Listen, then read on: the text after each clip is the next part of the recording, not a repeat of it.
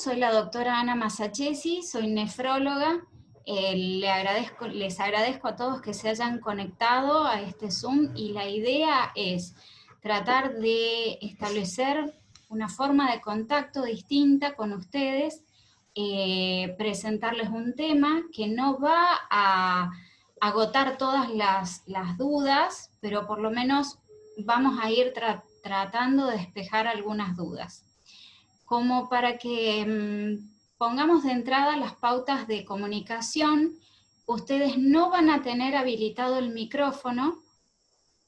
Les pido que toda forma de comunicación sea a través del chat, vayan escuchando las preguntas. Una sola cosa, ¿se escucha? Levanten la mano por favor si se escucha, díganme, ¿sí? ¿Está todo bien? Bien, genial, excelente. Bárbaro. Bueno, las preguntas las van escribiendo en el chat. Recuerden que ustedes no van a tener habilitado el micrófono en ningún momento del Zoom, así que por favor toda la comunicación va a ser a través del chat. Las van escribiendo a medida que las van pensando y vamos a evacuar todas las dudas al final. Vamos a dejar especialmente un momento para responder las preguntas al final. Muy bien, entonces.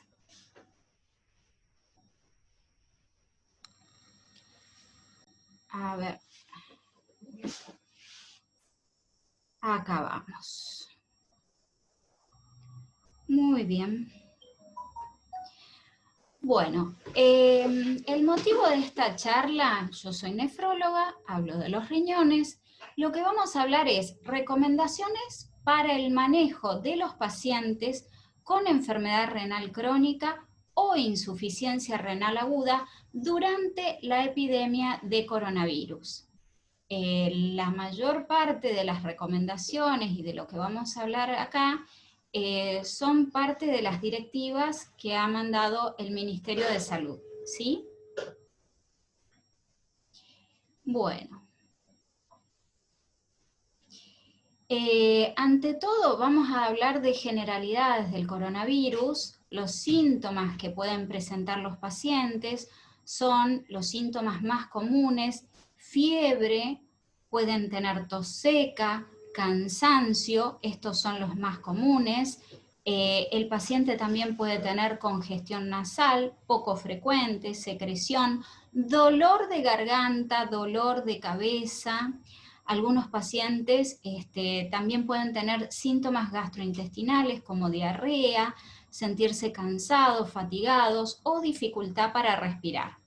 Y además faltarían dos, que es la pérdida brusca, repentina del olfato y del gusto. Si llegan a presentar estos síntomas y ustedes están con algún tipo de duda, piensan que pueden llegar a tener infección por coronavirus, acá hay dos teléfonos que me gustaría que los agenden, que es para que evacúen las dudas. El primero es para aquellos que viven en Cava y Gran Buenos Aires, 0800-345-1067, y el segundo para aquellos domiciliados en el resto del país, 0800-341-1067. ¿Sí? Continuamos. Bien, entonces nosotros en la diapositiva anterior habíamos dicho que el paciente puede tener fiebre, dolor de garganta, cansancio, compromiso del estado general. Entonces, esos son los síntomas que tiene un paciente con gripe. Sí, parece una gripe. ¿Es igual a una gripe normal? No, no es igual. Porque se ha visto que las consecuencias a nivel del aparato respiratorio pueden llegar a ser más severas que en el caso de una gripe normal. A la fecha no existe tratamiento ni vacuna específica efectiva para el COVID-19, siendo la prevención la medida más importante, y en eso voy a hacer hincapié en toda la charla. La prevención es la medida más importante. Además podemos decir que no hay inmunidad de grupo que ayude a limitar la difusión amplia del virus. Esto lo voy a explicar un poquito. Lo que se llama la inmunidad de rebaño, a lo mejor escucharon hablar. Y es cuando gran parte de la población tiene anticuerpos, ya tiene defensas, entonces actúa como si fuera una barrera. Por ejemplo, yo tengo anticuerpos y de casualidad estuve frente a una persona que está con una infección activa. Esa persona a mí no me va a contagiar porque yo ya tengo anticuerpos, tengo defensa y por lo tanto yo no voy a seguir transmitiendo la enfermedad. Si esa persona se choca conmigo, ahí queda, ahí muere la transmisión. Eso es lo que se llama la inmunidad de rebaño. Entonces, prevención, no hay tratamiento específico, no hay vacuna y gran parte de la población todavía no está inmunizada. Voy haciendo hincapié en algunos conceptos. ¿Cómo se transmite? La transmisión es a través de las gotitas respiratorias. Son microgotitas que nosotros emitimos cuando hablamos, cuando estamos respirando, mucho más cuando tosemos, cuando vamos a besar a alguien y nos acercamos a alguien. Por eso, en esta imagen he remarcado todo lo que sería la cara, lo que está más cerca de la vía respiratoria y de la boca, y una persona tosiendo, que sería la máxima expresión, la máxima salida, el estornudo, la tos, la máxima salida de virus de la vía respiratoria de una persona que está contagiada. ¿Y qué pasa? Cuando esta persona habla, tose, estornuda, va a salir una gran cantidad de virus, una gran cantidad de inóculo, así se llama, y puede que le caiga a una persona o que choque con un objeto. Entonces, esas moléculas se depositan sobre los objetos y a lo mejor viene otra persona que no está contagiada, toca el objeto y ahí se continúa la propagación del virus. Entonces, lo más importante para eso, para cortar la propagación del virus, es el lavado de manos. La prevención con el tapabocas, barbijo, ya vamos a hablar de eso, y el lavado de manos, porque si yo me saco el virus que tengo en las manos, que son como un vehículo, un vector, yo con mis manos voy a tocar el resto de las cosas, ahí corto la transmisión del virus. Bien, y acá puse el uso de guantes. El uso de guantes es controvertido, ya vamos a explicar por qué. ¿Debo utilizar guantes cuando salgo a la calle para protegerme del coronavirus? No, no es necesario. Cuando salimos a la calle, la limpieza adecuada y frecuente de las manos se ha visto que es mucho más eficaz que el uso de guantes. Las manos limpias son la mejor barrera contra el virus. Los guantes son como una segunda piel, es como si yo me pusiera otra piel. ¿Qué pasa? Si yo toco superficies sucias o contaminadas con el virus, con los guantes, se debe cambiar cada vez que toquemos una nueva superficie. Yo a los guantes en general, los guantes son descartables, los voy a descartar, no voy a poder lavarlos una y otra vez. El uso de guantes se ha visto que muchas veces hace que la persona se confíe, pierda lo que es la alerta contra la prevención, entonces como tiene guantes, toca una cosa, toca otra, y a lo mejor no se da cuenta, se toca la cara o toca un objeto con los guantes, ya lo contaminó. El uso de guantes nos hace perder de vista que debemos continuar con el lavado de manos, que es fundamental. En muchos casos se sugiere a la gente cuando va al supermercado que use guantes y una vez que sale del supermercado que se los saque con mucho cuidado para no contaminarse las manos que están abajo, que están limpias, pero la verdad no es necesario. Segundo punto importante, aparte del lavado adecuado de manos, el uso del barbijo. ¿Cuándo voy a usar barbijo? Siempre que haya síntomas, si yo tengo dolor de garganta, estoy estornudando, tuve fiebre, aunque no tenga dolor de garganta o tos, me pongo barbijos. Siempre que estemos a menos de 2 metros de alguien, y acá ya voy hablando de algunas situaciones que viven los pacientes renales, por ejemplo, en diálisis, en ambulancia, en la sala de espera del consultorio, si salimos a la calle a comprar, etc. Es suficiente con el barbijo quirúrgico. Siempre buena higiene de las manos y uso de desinfectante. El barbijo debe retirarse siempre sin tocar la parte delantera y luego lavarse las manos, porque podemos haber cometido algún error y al tocar el barbijo nos contaminamos.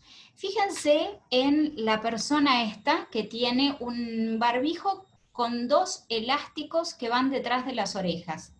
Tenemos que tocar cuidadosamente los elásticos sin tocar la parte anterior del barbijo y retirarlo hacia adelante con mucho cuidado.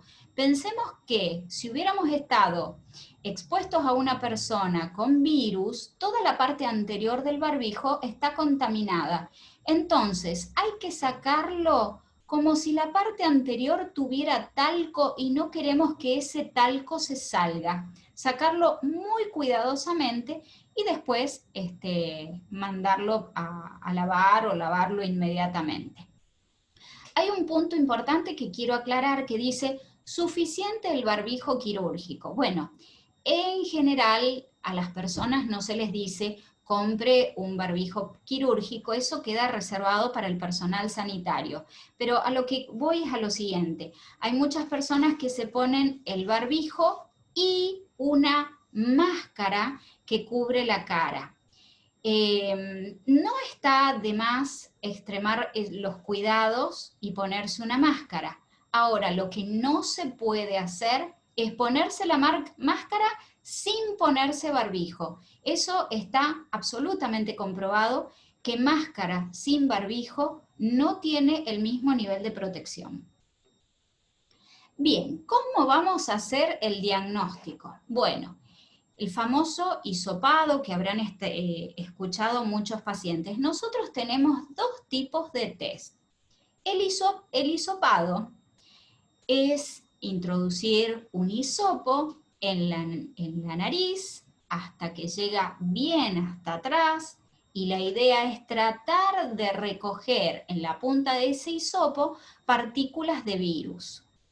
También se introduce en la garganta, llega hasta atrás y es lo mismo. Después se manda al laboratorio y lo que trata de detectar el hisopado es pedacitos de virus. O sea, vamos a tratar de recoger proteínas del virus para saber si el paciente las tiene. Si el paciente tiene proteínas del virus, quiere decir que está infectado, ¿sí? Estamos hablando de una infección aguda.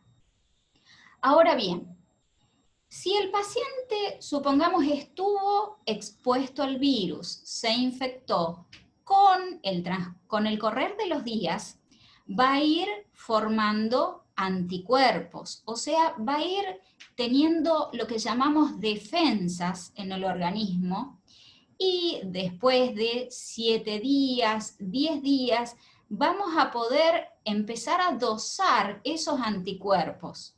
Justamente los test rápidos lo que hacen es tratar de detectar si esa persona tiene ya defensas en el organismo. Existen, y eso no tiene sentido que ustedes lo sepan, 2 tipos de defensas, las que se forman rápido, que se llaman IgM, y las que se forman más despacito y que van a dar inmunidad por más tiempo, que se llama IgG. Pero no es necesario que se acuerden de eso. Si yo estoy pensando, entonces, recapitulando, en una infección aguda, tengo que hacer un hisopado. Si yo pienso que ese paciente ya estuvo expuesto o quiero saber si tiene algún tipo de defensa, vamos a poder usar los test que detectan anticuerpos, que serían los test rápidos. Bueno, Y ahora vamos a ir de a poco entrando en el tema que a mí más me interesa, que es hablar de coronavirus y riñón. Las personas con enfermedades crónicas no transmisibles, acuérdense de esa palabra, enfermedades crónicas no transmisibles, ya vamos a explicar, se hallan en mayor riesgo de complicaciones graves si sufren infecciones por COVID-19, ¿sí? Tienen mayor riesgo de complicaciones graves, no quiere decir que todos la vayan a hacer, es mayor riesgo, punto.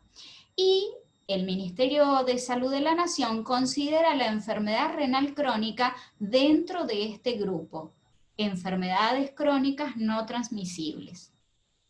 Voy despacito, así se van acostumbrando a las palabras. Y las enfermedades crónicas no transmisibles lo pueden conducir a insuficiencia renal, y eso lo vuelve más frágil en caso de enfermarse por coronavirus. A ver, vamos a explicar un poquito este concepto. Cuando hablamos de enfermedades crónicas no transmisibles, hablamos fundamentalmente de hipertensión arterial. Si usted tiene hipertensión arterial, está puesta solita y arriba. Y ya vamos a decir por qué. Porque es la que ha demostrado ser la más importante dentro del grupo de pacientes que pueden llegar a ser una complicación grave. También tenemos diabetes mellitus tipo 2, pacientes con problemas cardiovasculares, problemas articulares. En realidad, si tiene artrosis, que es muy común en la edad adulta, no quiere decir que usted esté mucho más frágil. Hay que ver cómo lo está sobrellevando, qué medicación está tomando, o problemas articulares como algunas enfermedades del colágeno, que lo vuelven más frágil. O patologías como el cáncer, que también es una enfermedad donde podemos tener compromiso de las defensas o estar tomando alguna medicación que nos compromete las defensas. Entonces, todas estas enfermedades, si las padece el sujeto, lo van a volver más frágil. Y si ese sujeto frágil se enferma con coronavirus, tiene más posibilidades que el resto de la población de hacer compromiso renal. Bien, un poquito lo que ya estábamos diciendo, los pacientes con enfermedad renal crónica combinan una fragilidad intrínseca y una carga muy frecuente de morbilidades. Por el hecho de tener insuficiencia renal crónica, ya tiene una patología que lo vuelve más frágil, y además puede ser que tenga insuficiencia renal crónica más hipertensión, insuficiencia renal crónica más diabetes, más asma, más artritis reumatoidea. Entonces a eso es a lo que nos referimos con una carga muy frecuente de comorbilidades.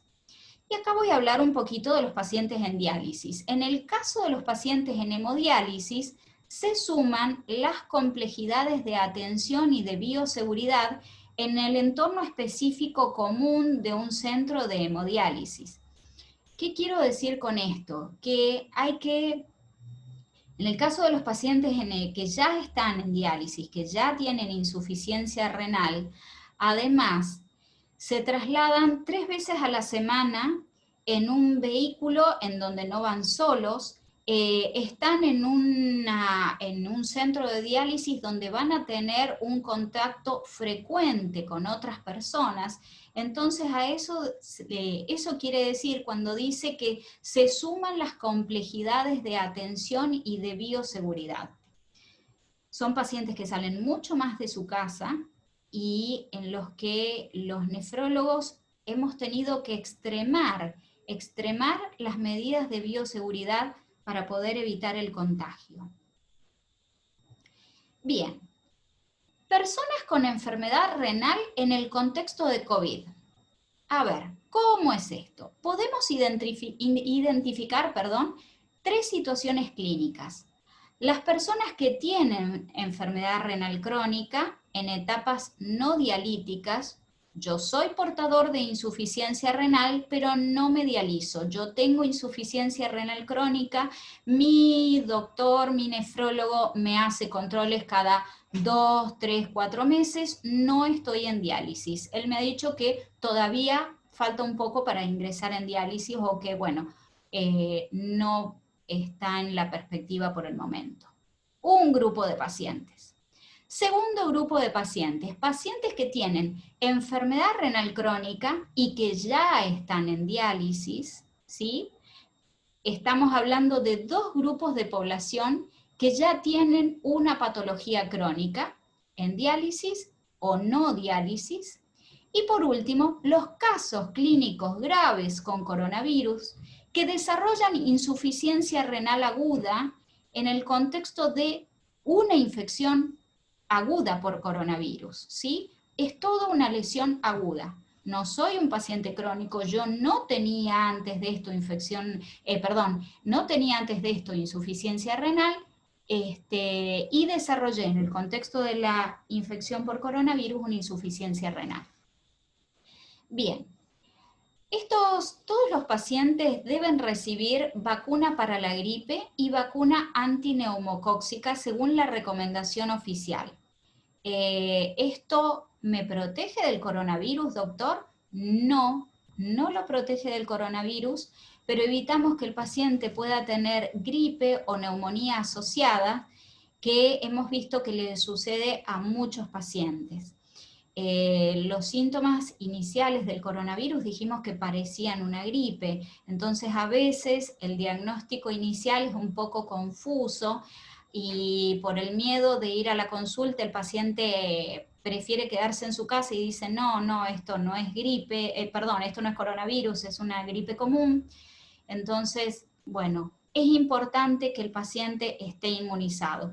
Y en muchos pacientes que se internan por infección aguda por coronavirus, hemos visto que después puede hacer una infección, una neumonía intrahospitalaria por otro tipo de gérmenes. Entonces, mientras más inmunidad tenga, mucho mejor. Vamos a poder prevenir otras patologías asociadas. Bien, ¿cuáles son las recomendaciones generales que podemos hacer? Mantener los hábitos saludables y las rutinas. Alimentación, ejercicio, horas de sueño y no abandonar ninguna medicación. En este momento la cuarentena trae aparejado un cierto grado de estrés y de desorden de nuestra vida. Y mientras más desordenados tengamos los horarios y nos dejemos estar en cuanto al ejercicio y en cuanto a la alimentación, nos volvemos también más vulnerables y nos aumenta el estrés. Un punto importante, no abandonar ninguna medicación. No modifique las dosis de medicación para que duren más. Hay muchos pacientes que dicen, no, bueno, me quedan pocas pastillas, tomo la mitad porque no sé cuándo lo voy a poder ver a mi doctor para que me haga la receta. Están puestos todos los canales para que usted tenga contacto con un profesional, a veces no es su médico de cabecera, pero hay un profesional acá en la obra social que le va a poder hacer transcripción de las recetas o continuar con su medicación habitual. No deje de ponerse en contacto. Si puede, que vaya a comprar otra persona. Si usted es un paciente que tiene comorbilidades, que tiene insuficiencia renal, trate de salir lo menos posible, en la medida de las posibilidades que otra persona le haga las compras. Aquellos pacientes que toman algún tipo de medicación especial, como por ejemplo inmunosupresores, muchas personas con enfermedades reumatológicas toman medicación como inmunosupresores, o aquellas personas con cáncer o el grupo de pacientes que están trasplantados, todos esos toman inmunosupresores, no deben abandonar la medicación. Cualquier duda, consulte con su médico, pero no abandone la medicación por su propia cuenta.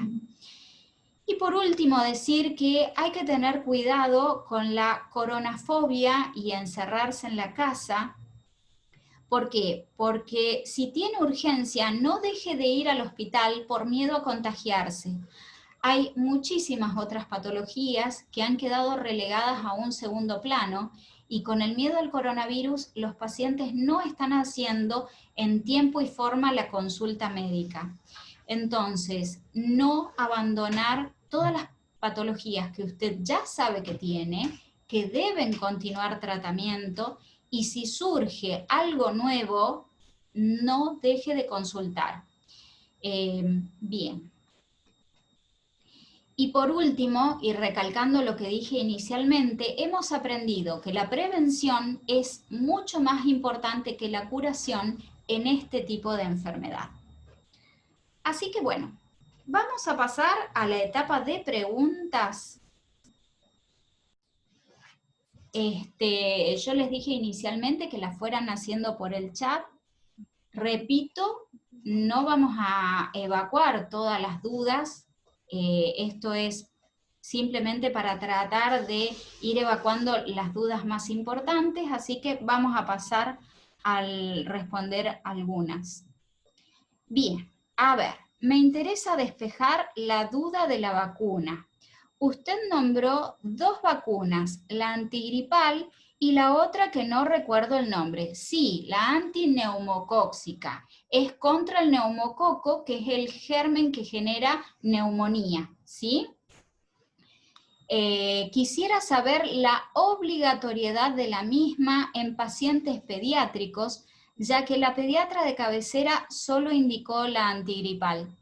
A ver, no soy pediatra, no soy la persona indicada para esto, pero los pediatras la vacuna antineumocóxica no la recetan de rutina. Si el chico tuvo una neumonía, puede ser que considere que es un paciente más frágil, pero no la indican en forma rutinaria, así que si la pediatra le dio la antigripal, está bien. Bien, a ver, ¿alguna otra pregunta que quieran hacer? Recuerden, que ustedes no tienen habilitados los audios. Lo repito para los que se conectaron después, no van a tener audio habilitado durante el Zoom y todas las dudas las tienen que ir escribiendo. ¿Cuánto dura la vacuna de la neumonía? Yo me la di hace 3 años y depende. Para la neumonía tenemos 2 tipos de vacunas, la que tiene 13 serotipos y la de 23 serotipos. Entonces, es muy importante saber cuál fue la que le dieron inicialmente para ver qué refuerzos tiene que hacer posteriormente. Por lo tanto, eso lo tiene que hablar con su médico clínico de cabecera. Buenas tardes, habiendo terminado el tratamiento oncológico hace 6 años y no estar tomando medicación, ¿soy paciente de riesgo o puedo tener cuidado normal?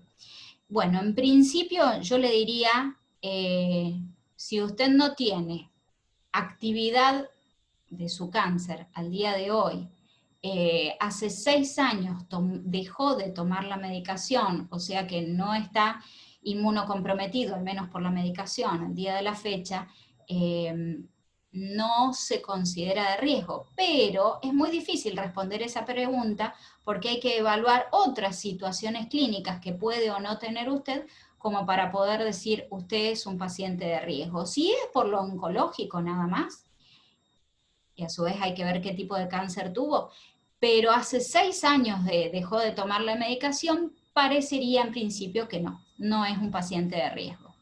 ¿Todos los que tienen enfermedad renal crónica deben darse la vacuna del neumococo? Sí, estamos haciendo prevención, exacto. Yo estoy en etapa de prediálisis por una nefropatía IgA. Me di la vacuna de la gripe. No aún la de la neumonía. Tuve neumonía hace 5 años y me dieron la de 3 años. ¿Debo reforzar? Muy probablemente no. Habría que ver el calendario de vacunación y cuál es la que le dieron. Bien, estoy trasplantado hace 4 meses. Soy un paciente de mucho riesgo y con inmunosupresores. ¿tengo menos valor de contagio? Supongo que quiso poner tengo menos riesgo de contagio. No, para nada, al contrario, es un paciente con insuficiencia renal, con trasplante y está tomando inmunosupresores.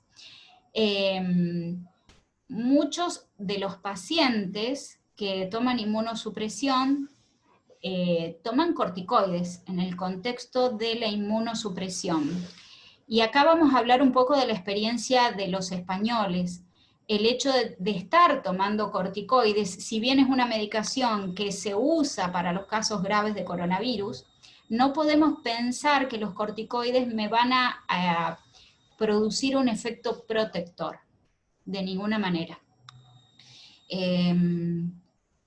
Usted es un paciente de riesgo por tener insuficiencia renal crónica y por estar trasplantado. Yo soy paciente suya, tomo micofenolato, pero el tratamiento terminaba en abril. Yo la tenía que ver, pero me suspendieron el turno por la pandemia. Necesito contactarme. Bueno, después la contactaremos. Quiero aclarar una cosa y que me parece importante, no sé cuántos pacientes trasplantados están conectados en este momento. En muchos casos, los médicos españoles, por eso digo que estamos aprendiendo bastante de la experiencia española, a los pacientes trasplantados les suspendieron un mes o incluso hasta 2 meses casi la medicación inmunosupresora, porque no se sabía si les iba a ir peor estando con inmunosupresores y si esos pacientes se contagiaban de coronavirus, ¿cómo les iba a ir? Si no era peor estar inmunosuprimido que no estarlo, y bueno, de última que perdieran el riñón trasplantado. Y felizmente no han encontrado significativa pérdida de los injertos, no han encontrado mayor cantidad de rechazos.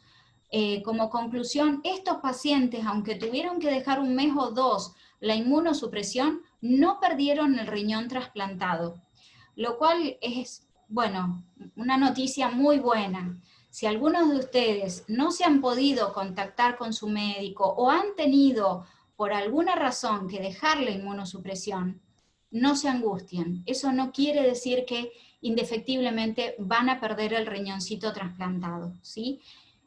Estamos aprendiendo en todo esto, no hay conclusiones definitivas, se están haciendo estadísticas, estamos aprendiendo sobre la marcha, pero por favor no se angustien y traten de establecer alguna vía de contacto en forma telefónica, mediante telemedicina, con su médico de cabecera. Bien. Hola, soy una paciente que hace controles 1 vez al año. Tuve síndrome urémico hemolítico y otra patología que tengo es asma. ¿Soy de riesgo por las 2 patologías? Bueno, en primer lugar, por ser asmática, sí. Por haber tenido síndrome urémico hemolítico, no necesariamente. Todo depende qué función renal le quedó después del síndrome urémico hemolítico. El asma sí, la vuelve un paciente de riesgo. El coronavirus se contagia por vía respiratoria y el primer órgano que afecta es la vía respiratoria. Lo renal estaría en un segundo o tercer plano. El primer órgano es la vía respiratoria y el hecho de ser asmática la pone dentro del grupo de pacientes de riesgo.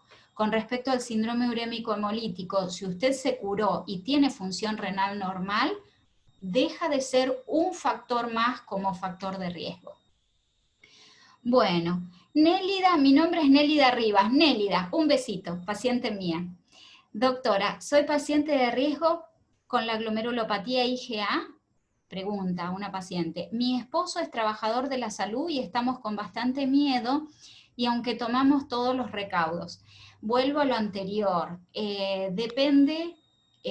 usted tiene nefropatía IgA, depende cuál sea su función renal al día de hoy.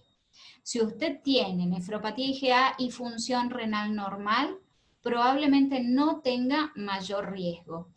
Y el hecho de convivir con un trabajador de la salud y Es un factor de riesgo que no lo podemos evitar y hay que tomar todos los recaudos. Nos pasa a todos, a mí personalmente, con mi familia, pero bueno, no nos queda otra y hay que tomar todos los recaudos para no contagiarnos y no transmitir el virus en la familia. ¿Una hipertensa crónica es paciente de riesgo? Sí, lo dijimos inicialmente o en el medio de la charla. Se ha visto que de todas estas que llamamos enfermedades crónicas no transmisibles, particularmente la hipertensión arterial, y lo recalco porque hay muchos pacientes que aparte de hipertensión tienen diabetes. La hipertensión arterial se vio que era mucho más marcadora de riesgo y de mal pronóstico que la misma diabetes, ¿no? A mí me diagnosticaron poco antes de la cuarentena, tengo pérdida de proteínas y me derivaron a un nutricionista especializado, pero nunca la pude ver, solo tengo la medicación, pero no sé cómo cuidarme con las comidas, cómo me puedo comunicar con esa área. Bueno, veremos de qué forma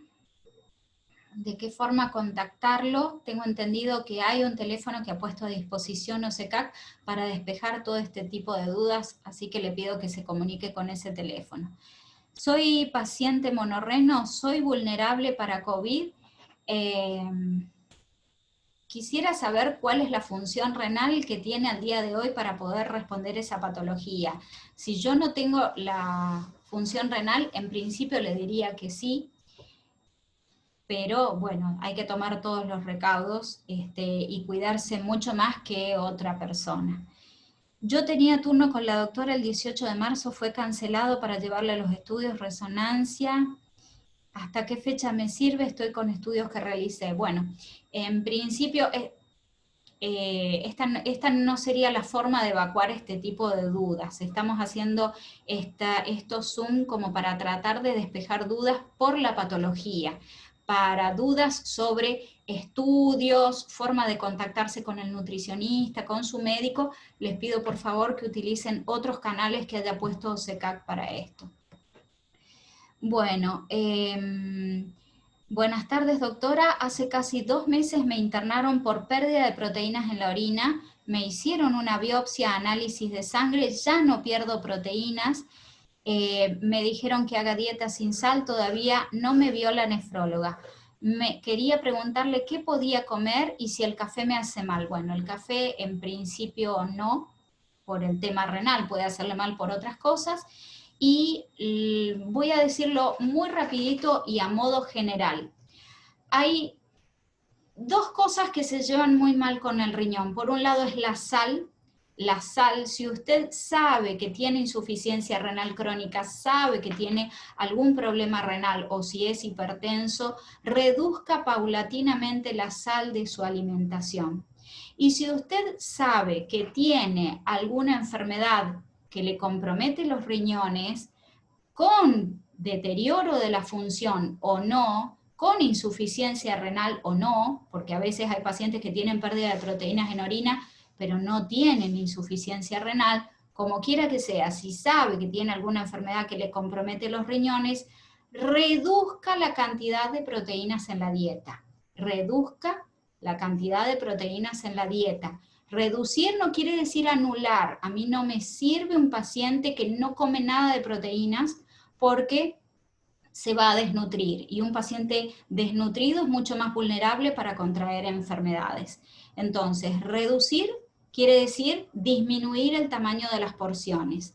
Y cuando hablo de proteínas me refiero principalmente a carnes de todo tipo, carne roja, pollo, pescado, cerdo, leche, queso y huevos.